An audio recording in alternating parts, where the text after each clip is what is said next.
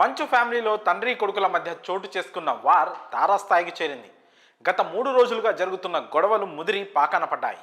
4 గోడల మధ్య జరగాల్సిన గొడవలు నలుగురి మధ్య వచ్చి చేరాయి. దీంతో ఈ వ్యవహారం తీవ్ర చర్చనీయాంశమైంది. మంచు మనోజ్, తండ్రి మోహన్ బాబు ఒకరిపై ఒకరు ఇదివరకే పోలీస్ స్టేషన్లో ఫిర్యాదు చేసుకున్న సంగతి తెలిసిందే.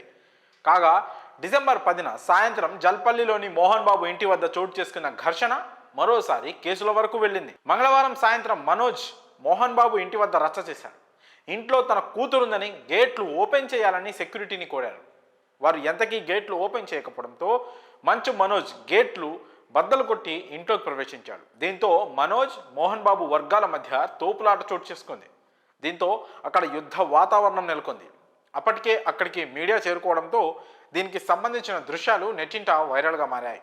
ఈ క్రమంలో ఆగ్రహించిన మోహన్ బాబు సహనం కోల్పోయారు. ఆవేశంతో ఊగిపోతూ మీడియా ప్రతినిధిపై విరుచుకుపడ్డారు. గేట్ లోపల ఉన్న మీడియా ప్రతినిధులను మోహన్ బాబుతో పాటు బౌన్సర్లు, సిబ్బంది వారిని బయటికి తోసేశారు. అంతటితో ఆగకుండా మోహన్ బాబు ఓ మీడియా ఛానల్ ప్రతినిధి చేతిలోని మైక్ లాక్కొని దాడి చేశారు. దీనిపై మీడియా ప్రతినిధులు నిరసన వ్యక్తం చేశారు. దాడిని ఖండిస్తూ మోహన్ బాబుకు వ్యతిరేకంగా నినాదాలు చేశారు. ఈ నేపథ్యంలో మోహన్ బాబుపై కేసు నమోదైంది.